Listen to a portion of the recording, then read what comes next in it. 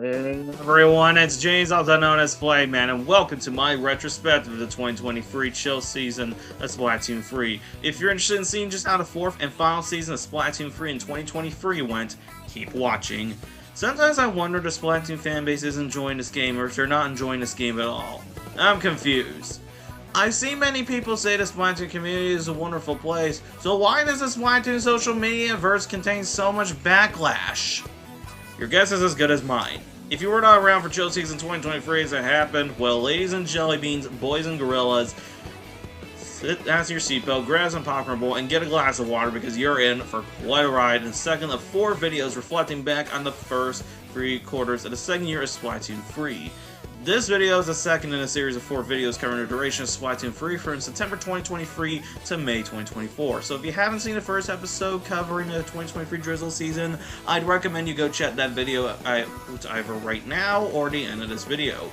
Also, big thanks for helping me reach 500 subscribers. Our next goal is 1,000 subscribers. If you enjoy content like this, please drop a like and also subscribe and turn your notifications on to see more cool content like this, so I hope you'll enjoy it. Anyways, let's get into the retrospective. The 2023 Chill Season debuted on the 1st December 2023, and we got ourselves 2 new special weapons. The Triple Splashdown, a reboot of, according to Splatoon players, the biggest joke of the 21st century, and the Splatter Color Screen, an entirely new special weapon. And we also got 9 new weapon kits.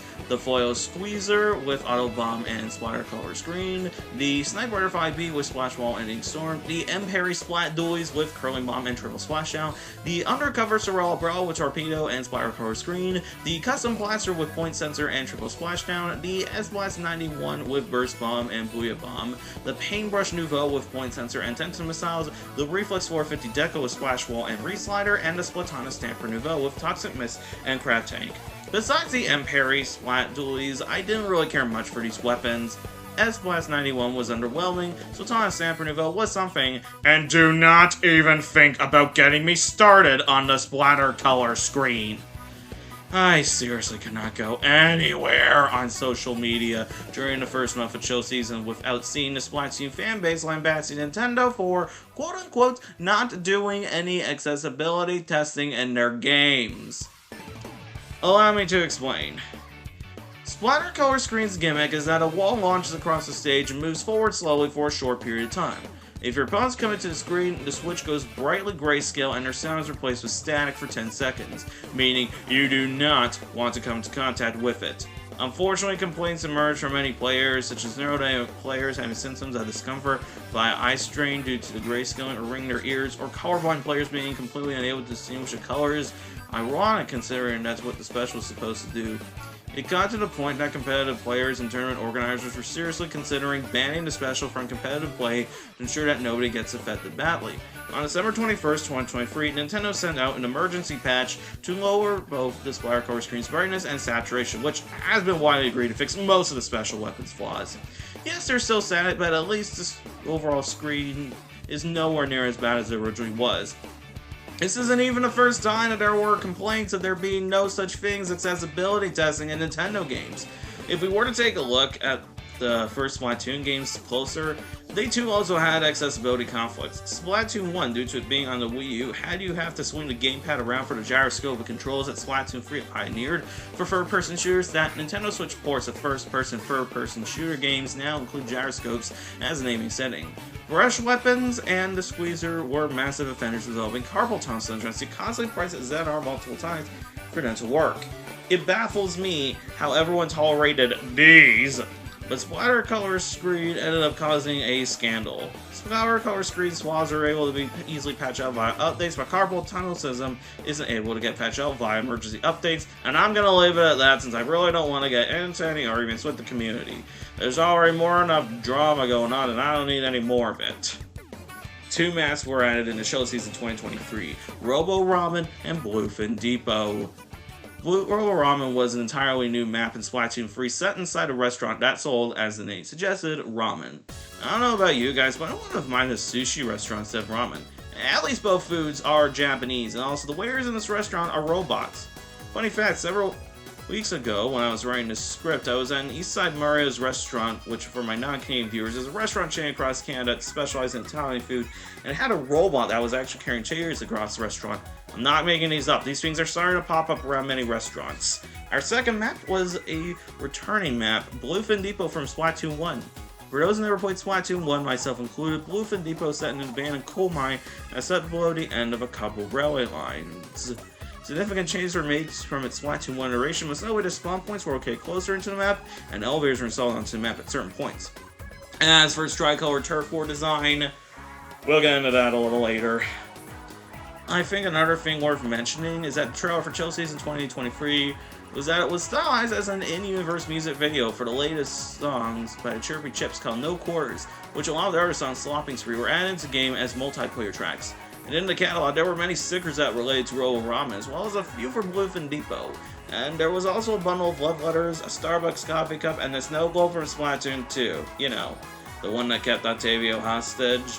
While we're still on the subject of news, Nintendo had intended to host a Splatoon 3 live concert at the upcoming Tokyo 2024 Nintendo Live. The event was cancelled because of threats towards internal employees and guests. Nintendo seriously cannot catch a break. Because of the cancellation of Nintendo Live, decided Nintendo rescheduling the live concert to the 10th of February, the World Championships to April, and the side order announcement to January 2022, which revealed that side order will be released on the 22nd of February. Good choice considering that side order is themed around Splatoon 2, similar how Splatoon 3's release date was unveiled to be September 9th because 3 times 3 equals 9, tying into the theme of free. And considering the concert was the time of the upcoming Cyber DLC, Off the Hook made a special appearance at the concert performing the songs they did for Damp Socks, and later performing Anarchy Removed Deep Cut. Thank you very much. And now, it's time, ladies and gentlemen, for the Samurai stuff that went down. Show Season's opening weekend roared in with a big run on Barnacle and Dime. At this point, it's becoming increasingly clear that whatever defenses have been used to keep the Salmonids out of Splatsville have been failing. Not only does the Salmonids overrun them all, but they also had themselves a brand new King Salmonid, the Megalodontia, also known as Joe, who I've nicknamed Darla because of the orthodontic headgear the Megalodontia has applied to its teeth. So, for those of you wondering why everyone in the Splatoon community has run with calling the Megalodontia Joe, this is because of a translation error. Its actual Japanese name is Ja, but unfortunately, Joe and Ja are homophones in Japanese. Words that sound the same but are spelled different and have different meanings. It's different from homonyms, which is when two words spelled and sound the same have different meanings. Anyways, I was able to beat up at least 2 of these Megalodontias during Barnacle and Dime. One with my friends Tentacle and Apicos and Photon Jet during a stream on Saturday, and then again when stream sniping Cephalorock. Rock. Aside from Joe, the only other thing this big run is known for was the introduction of a new scoring system for the trophies, with 85 for bronze, 110 for silver, 185 for gold, rather than having the high scores being determined by all participating players. I have a hypothesis for why the scoring system was changed. I saw someone data mine info for the first 3 big runs, and there was a massive drop in participants from 2,766,896 during the Inkwell Art Academy big run to 1,853,657 during the Undertow Spillway big run. I think many of these players that dropped out were casual players who were annoyed due to how the rewards for big run were always just out of reach, mainly being 1 to 2 eggs off of a bronze reward, and to be fair, not a lot of us overfish in Salmon Run. The results of this particular were affected by a bug implemented into the scoring system. There was a chance that the news may be skipped over, and as such, the players that had this happen to them, myself included, were not able to get the correct rewards. It took 2 emergency updates to give everybody the correct rewards, because some people were not able to get the correct rewards in the first update. I was one of those people, and when Nintendo added the emergency Swire Card screen patch, they also gave out the big run rewards to the players who didn't get them correctly by having them be picked up at the lobby terminal. So, if you ever see someone's locker in Splatoon 3 and they have 2 different color golden egg trophies, now you know how it happened. And also, for those curious about what the scores were for the old system big run for Barnacle and Dime, it was 116 for bronze, 144 for silver, and 165 for gold. We also had extra work going on, and this time we were on Mariner's Bay. Unlike the last extra, which would blowflies on the second wave, so help me God, This one was a little more manageable on multiple fronts. It was normal high tide, mudmouth mid tide, normal low tide, giant tornado on low tide, and lastly, normal mid tide. Extra works are structured to have 5 waves with normal, mid, and low tide waves randomly, with 2 special waves determined at random. And yes, all extra works are predetermined. The goal is simply to try to get as much gold in a row as you can for your team in a 5-wave shift. I actually got bronze this time, because I tried joining Megalodontia's room and I got a final score of 154. If I can give some good advice to people who want to try to get high numbers and big run and extra work, go to where I join room as Samurai YouTuber when they stream. I know Gavin Fry and Rachel Ski are some of the good examples of Splatoon who specialize in salmon run. And now, it's time to have the party on the block. Splatfest time! Let's go ahead and talk about what I think is personally the best Splatfest in the history of Splatfests, Frostyfest 2024. Oh my god, this was awesome. Frostyfest was teased back in November, but the themes were not formally unveiled until December 23rd, and the theme was picking who we'd spend the holidays with. Our friends, our family, or by ourselves. I was on Team Family because that is who I usually spend my holidays with. Now, normally I don't talk about the atmosphere, but I want to really highlight just how awesome Frostyfest was. Glitter paint, the special gear, and also the plaza's decorations. And I haven't even gotten yet to the costumes for Deep Cut. It seems like their theme was Masquerade, with Bitman looking like Tuxedo Mask out of Sailor Moon, Fry dressed like a Harlequin, and Shiver, oh, she's beautiful with her design. Her hair color being ice blue, her dress matching the color of her gloves, she resembled a flapper. But my favorite part is her tights, and how they started dark blue at the feet and then changed it to light blue at the top. Oh man, this was just an amazing festival, and I have to give major props to Nintendo for doing it. My only criticism is I feel like the end dialogue for the Splatfest felt rushed, considering no one was expecting Team Solo to win. I don't know about you guys, but I wouldn't have minded hearing what Shiver ended up doing for holidays. Why'd Fry and Big Man have to have other plans? I should probably tell you, in the Splatfest dialogue for Frostyfest, Fry discovered that Shiver was planning to invite her and Big Man to spend the holidays together with coupons to go bowling, karaoke, and dining. And that unfortunately meant Shiver's plans were thrown into the wrench as Fry was going to be spending time with her family and Big Man was going to be spending the holidays by himself because of his job as a clan leader. It really made me regret my Splatfest choice, seeing Shiver sad that she won't get to do what she wanted for the holidays and will end up spending them alone. She was really crushed by it, even if she tried to deny her plans. In actuality, I believe Shiver ended up inviting the Squid Sisters to come along with her instead.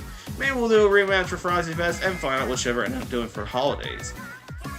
Our second Splatfest of the season was the Regional Splatfest. In Japan, they battled out for what their favorite filling was, red bean paste, custard, or whipped cream. Outside Japan, we battled out what we thought was the best day of the weekend, Friday, Saturday, or Sunday. And this Splatfest I could really care less about because 1, there's no such thing as a weekend in the farm world. 2, none of these days are my favorite at all. 3, I was Argentine Saturday mostly by default, as my favorite day of the week is Wednesday of all days, because that is when Survivor and The Amazing Race air, and those are 2 of my favorite shows. This Splatfest also contained what's considered to be the worst Tricolor Turf War map ever. Bluefin Depot Tricolor can go burn in hell. Unlike other maps that have been used for Tricolor Turf War, where defenders spawn out from the middle and the attackers spawn for their sides, the map was divided into 4 quads with the attackers on one end and the defenders at the other. This also, as at the time of uploading this video, the smallest Tricolor Turf War map ever. I mean, not only will there be combat on all 4 sides, but there are only 2 escape routes on the map, and both of them can easily and will easily be locked down by the defenders if they're well coordinated. Also, the defense has to collect both Sprinklers of Doom, or defenders will win because one of the sprinklers spawns in the middle of the stage on the bridge that connects the platforms. Will spill paint into the water. Aside from the Splatfest, I can't really say much else about it because Team Friday ended up winning the Splatfest, much to the anger of the Fry fanbase. Team Saturday was the most popular choice with an overwhelming 67% of the votes, effectively sealing our fate. You would not believe the amount of people who went batshit crazy on social media immediately following the Splatfest results. Their literal reaction afterwards from many of the Fry Sims was, "We weren't supposed to lose this. The mirror matches killed it for us." All of us Team Saturday members were doomed out of the gate with this Splatfest, so I mean, this is what you get this is what you should expect. Every single team is going to get mirror matches. It's just one, the most popular team will usually come across more mirror matches than the other teams. Two, the mirror matches are there to make sure the most popular team will not automatically win. And three, eliminating all the mirror matches will lead to insanely long match times or not getting matched at all. I previously mentioned this in my video that the first Splatfest ever hosted had these matching issues, thus the second Splatfest was the latest that Nintendo could adjust the matchmaking to ensure that everyone would to play Splatfest. Mirror matches shows up that the game cannot parry with opposing players from other teams in a timely manner. Now, before you all continue to whine and complain about mirror matches, let me remind you that Team Saturday was very close to winning. If you were to take a look at the open scores, it was incredibly close. Looking in retrospect, with Friday winning Pro Battles, Sunday winning Tricolor, and Team Saturday having 15 points from both votes and shells, it was abundantly clear that whoever won open would take the victory. I guess sometimes you might not end up winning Tricolor to win Splatfest. At the very least, Over Japan with Cream won the filling contest, and with all categories at Pro Battles we won, which was won by Red Bean Face. And Custard Filling didn't win anything. Still, that didn't stop the sore loser mentality rampant on social media after Splatfest, and I was surprised at the votes percentage for Team Saturday. I seriously expected Team Sunday to have more voters than Team Fridays. Over in Europe, some countries shut down on Sunday so people can be with their families or have the day to themselves. Turns out that wasn't the case, and now I have the sneaking suspicion that Team Sweet's win back in January 2023 was purely on luck, because I have a hypothesis. Fry's fanbase consists mostly of kids who don't understand how Splatoon works and believe that Splatfests are the Canadian federal election. And Fry fans are known to be sore losers on social media and frequently blame everything except the fact that they tried their hardest, but the players on opposing teams are the better players, further proving that Fry's Western fanbase simply got lucky with their first win. However, they have gotten close numerous times to wins, such as the Money vs. Fame vs. Love Splatfest, Splataway, and this one. It's just they really seem to always fumble in the Tricolor category, but maybe that'll change one day. I think Fry can and will certainly get herself a third win, and hopefully it's in the West or globally. And that was the 2023 chill season. And this season may have seemed okay despite not being completely chill. However, some of the reactions on social media are enough to get the impression that chill season 2023 was a downright fiasco. But that's social media. They really like to complain, and negativity constantly gets pushed a lot on social media. For me, chill reasons I can't explain. For me, chill season 2023, aside from the Spark Roasting scandal, was more like Thrill season 2023. Frostyfest was fun, the Barnacle Night Big Run was big fun, and the Splatfest for February were fun, even if they happened during Genesis 10 in San Francisco, California, USA. February 2024 was definitely the best time to be a Splatoon fan, because Nintendo plans so much awesome stuff for Splatoon. The concert's postponement line up perfectly for being a weekend marathon Splatoon content. A concert on the 10th of February. Splatfest on the weekend of the 17th and 18th of February. And Frenching is going to be just a couple days away. We're going to be having more awesome times, and oh! What's this? Side order? Well, now I can take a break from recapping the game's update cycle, reminiscing about my Splatoon memories, and instead just go to a world of order where a bunch of gooey robotic fish are waiting for us in a spire that looks like in Copper Square's Deca Tower. So I'll go review Side Order and then tell you how it all went. Well, that's all the time we got for this video. Thank you for watching this retrospective, and if you enjoyed content like this, please subscribe and click on the bell to get notified about any future videos. And also, if you feel like it, comment down below on what your favorite moment of the chill season was, and I'll catch you guys in the next video.